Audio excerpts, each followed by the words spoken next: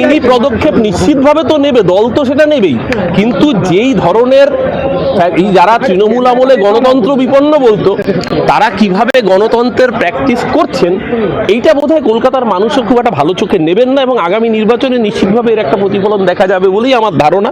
কিন্তু তার সাথে দাঁড়িয়ে আজকে মুখ্যমন্ত্রী আমাদেরকে ডেকেছিলেন একটাই বার্তা দিতে, যে কঠিন পরিস্থিতি, কঠিন সময়, এই সময় ঐক্যবদ্ধ থাকার, এবং আবার ওই রবীন্দ্রনাথকে স্মরণ করে, where the mind is without fear and the head is held high, চিত্ত যেথা ভয় শূন্য, উচ্চ যেথা শির।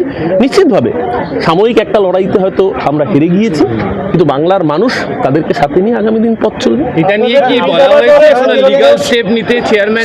সেটা পার্টি ডিসাইড করছে।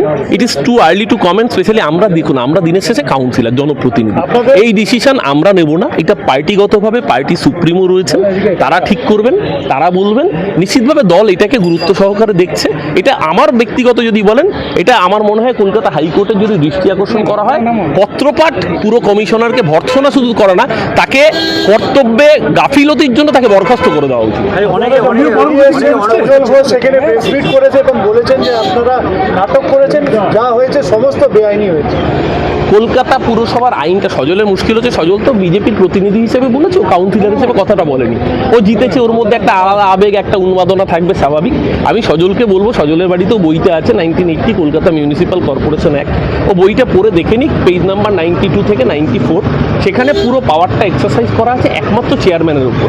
এটা সজল জানে না তা না, জানলেও হয়তো ইচ্ছা বলতে পারবে না। স্বাভাবিকভাবে ও একটা রাজনৈতিক দলের প্রতিনিধিত্ব করে, ওকেও রাজনৈতিক দলের কথা বলতে হবে, সেই জায়গায় দাঁড়িয়ে ও বলেছে। কিন্তু আমার মনে হয় যে এটা করে আসলে কলকাতার মানুষের নাগরিক ফেসিলিটি, সিভিক ফেসিলিটি থেকে বন্ধ করে দাবি করছে ভোট ভেঙে দেওয়া উচিত। সেটা দেখুন, আমি আবারও বলছি, বোর্ডের সময়সীমা আছে ডিসেম্বর অবধি। তার আগে যদি মনে করেন, তখন তাদের হাতে সংখ্যাধিক্য, মানে রাজ্য সরকার রয়েছে, তারা যদি মনে করেন বোর্ড ভেঙে দেবেন, ভেঙে দিন। কারণ তো কেউ, যদি তারা মনে করেন যে আনডেমোক্রেটিক পদ্ধতিতে বোর্ড ভেঙে দেবেন, সেটা তারা ইমপ্লিমেন্ট করুন। মানুষ দিনের শেষে দেখুন, গণতন্ত্রের শেষ কথা বলে মানুষ। মানুষ রায় দিয়েছিল বলেই সিপিএম চলে গেছিল, আবার মানুষ রায় দিয়েছে তৃণমূলকে আজকে এখানে পরাজিত হতে হয়েছে, বিজেপি ক্ষমতা এসছে। সেই মানুষের উপরে ছেড়ে দিক না।